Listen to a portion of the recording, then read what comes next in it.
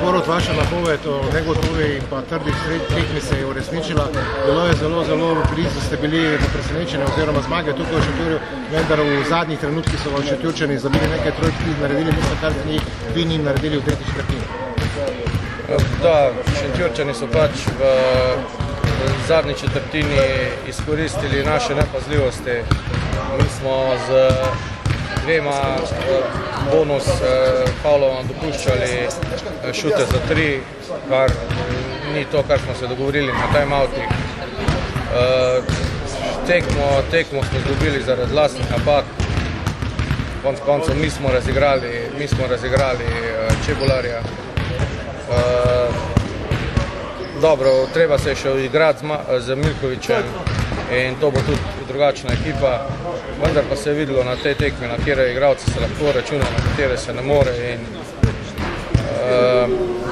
upam, da bomo že v naslednji tekmi proti Slovanu doma pokazali boljšo igro in jo zmagali. Borut, pokazalo se je, da je nakup Miloša Milkovića zadetek popolno že v tej tekmi. Da, Miloš je dober igralec, dober ofenzivni in defenzivni igralec.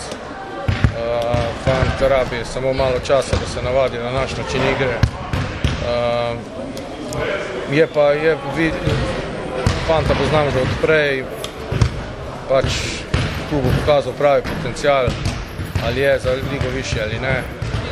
In upam, da nam bo pripomogel k zastavljenem cilju. Težko bo priti do lige za prvaka, vendar vse še ni zamujeno, treba bo premagati Slovan. Če se obrnemo na lansko leto smo takoj čas imeli 3 zmage. Zdaj jih imamo 6. Za ligo za prvaka bo potrebno 10 zmag.